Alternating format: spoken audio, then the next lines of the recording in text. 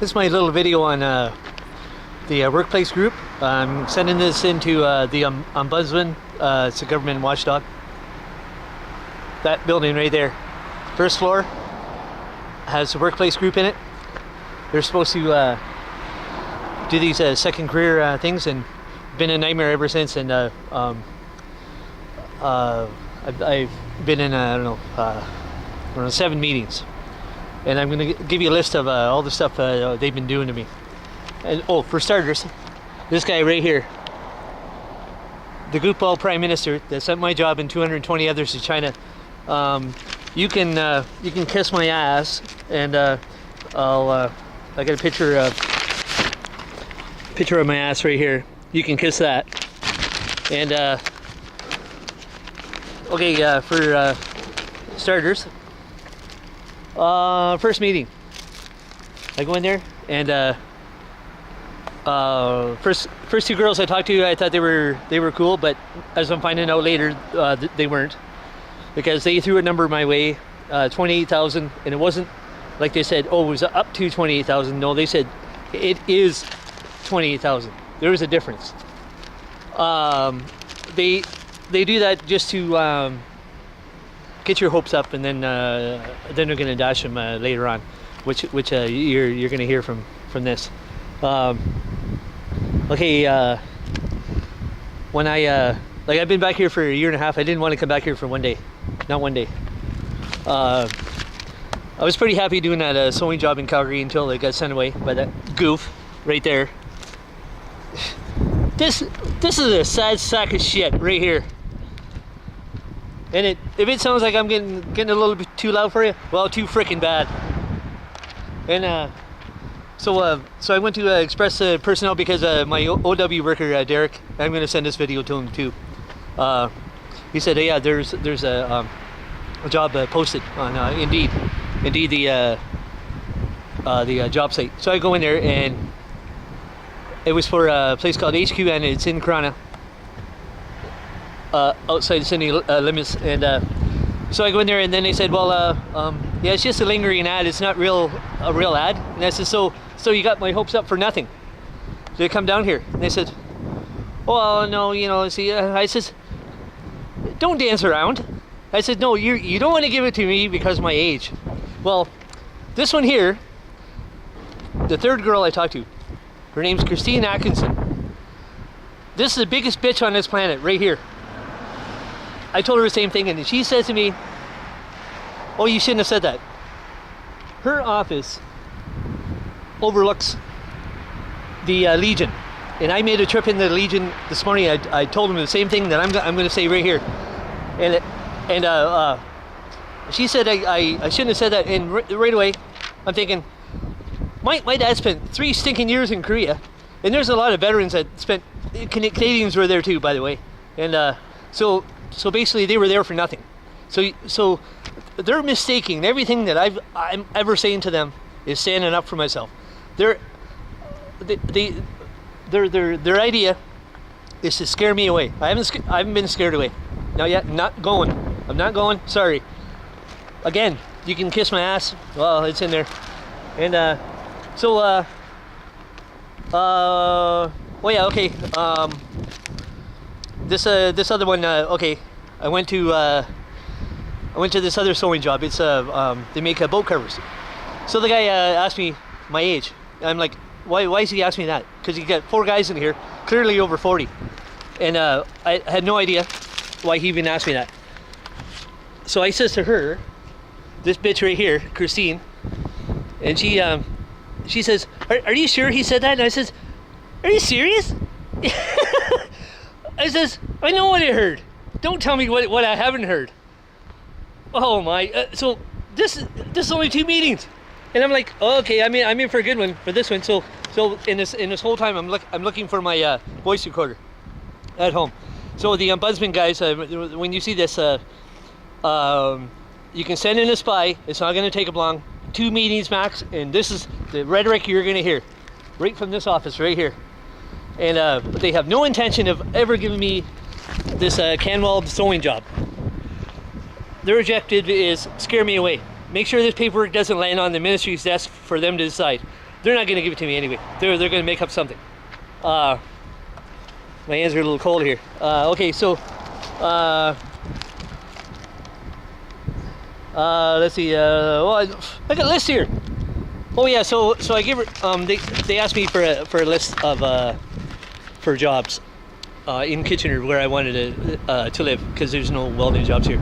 So I gave her a list, and she picks the hardest one. It says 3 years experience. So she says, see, there's this says you need 3 years, and I says, so you're trying to discourage me from this camo job? I said, I'm not biting. I'm sorry, it's just not happening. And so then okay, what else? Well, I got lots on this one. Okay, yeah. So they gave me this the $20,000 number. Now I'm finding that the bottom line is living expenses can be $200. And she's telling me I got to use this money in case I need travel. And then she said they're going to factor in that you live where you are, and it's a little bit away from the Canwell place, and they're thinking you're not going to be able to make it, so they're not even going to fund you. I'm thinking, okay, if this was a male, I probably would have took her out. I would have smoked his ass right there. Son of a bitches. Oh, and Canadians are nice. Okay, that's the biggest myth on this planet. They are not nice. I'm sorry. Okay, yeah. So the ombudsman guy. Okay, you're gonna need to look up their records on how many people they turned away that were my age, 40 and over. I'm 53. Look it up. The number is going to be staggering. So, okay, the last meeting I had with these guys, this is what she said to me. And she, at one point, she brought in this girl that sat in for 2 meetings, probably because she thought I was getting a little too wound up. Well, when you hear garbage like that, I'm sorry, I'm standing up for myself, and they totally confuse that. And I'll do it tomorrow, I'll do it next week, I'll do it for the rest of my life, and I'm going to stand up for myself, and I don't give a rat's ass. Sorry, you do that to me, I'm going to tell you how it is. So the very last one, here's the kicker. This is where I really wanted that voice recorder. She says to me, have you ever been on medication, or are you taking it? I says, what the hell is that? I'm thinking, oh, where is that voice recorder when I needed it?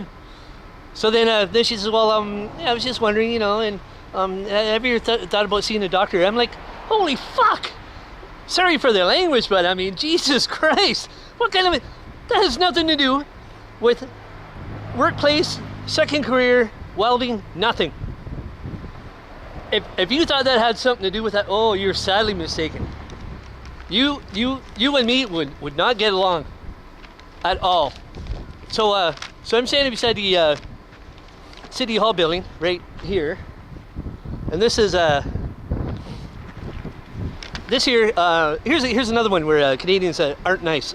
This City Hall is trying to shut down this homeless shelter. They've been doing it for the last 6 years. They're using taxpayers' money, and really what they're trying to do is keep their government buddies working, lawyers, and bleeding the homeless shelter until they can't afford to run anymore. That's what they're doing. Now, this one right here, this is on the government, on the city website. Okay, her name is Bev McDougall. Okay, I don't have many hands here, and it's really windy.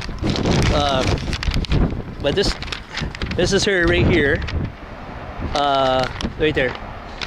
She happens to live on, the same street as the homeless shelter. What a coincidence! It isn't. If you thought it was, your head is so far up your ass. And so it really wasn't her that started it. It was this goopball. I don't know what his name is. I'll find his name and I'll post it on the YouTube video. He was the one who got it started. And so basically what the government here is trying to do, and the city, put homeless people frozen. And I mean, it's cold out here. This is like Alberta cold. I was used to this stuff for 12 years. And they want people frozen to death on the street, and every major city in this country has found 1 or 2 homeless frozen dead on the street. You're thinking, oh, I thought you guys were nice. I didn't think you guys would do that to your own people. Oh no, they do. I'm sorry, it happens here, and it's happening right now. And so really what they want you to do is either make a choice: freeze to death on the street, or cause a crime big enough where you're in prison, which in prison costs the taxpayers $200,000 a year. So basically, it's cheaper to sit in prison than it is to give them a job. Really, they don't mind spending your money. And this freaking goof, the prime minister. He's a really unpopular. No. There has never been a popular prime minister here ever since the 60s. And the next 10 years, going to be bad, so bad. And anybody who's 35 or 40, look at your future, because it's going to look just like mine. Dealing with garbage like that, that's trash. And the ombudsman, you might want to send us by in there, get rid of that garbage. They did. I read somewhere where the ombudsman had someone fired on the provincial or federal government. I forget who it was. I'm going to dig up their name too. I'll post it in the video. Anyway, my hand is freezing, and I got to go get warm. And hopefully, your work situation doesn't end up like this. That's trash. Pure trash.